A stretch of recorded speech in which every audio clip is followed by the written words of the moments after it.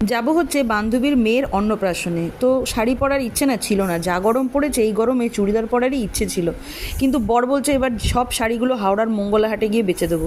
তো সেই ভয়ে পরেই নিলাম একটা শাড়ি। তারপর বেস মেকআপে কিছুই দিইনি, পাউডার দিয়েই বেস মেকআপ করেছি। কেয়া শেডের আমব্রেলা পাউডারটা থুপলাম, আর লিপস্টিক কাজল মাস্কারা তো দুধে ভাতে, ওগুলোর নাম আর নিলামই না লজ্জায় পড়ে।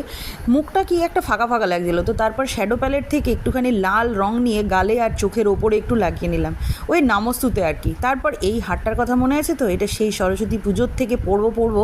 তো ফাইনালি আজকে জায়গা পেলাম। যদিও শাড়িটার সাথে গোল্ডেনটা পরলেই হয়তো ভাল লাগতো, কিন্তু আমার একটু অক্সিডাইজের জুয়েলারির উপর আলাদাই ভালোবাসা, তো ওটাই পরে নিলাম। আর কানেই স্টারটা পরলাম, যদিও এটার সেটের নয়, এটা আলাদা। সেটের কানেরটা একদম বেমানান লাগছিল। নিজেকে বেমানান সাজিয়ে লোকের কাছে হাস্যকৌতুক করার থেকে ভাই নিজের পছন্দ মতন সাজাটাই বেশি ভালো। তো যাক গিয়ে পুরো রেডি হয়ে গেছি। পরের শটে বলবো কী কী করেছি আজকের জন্য।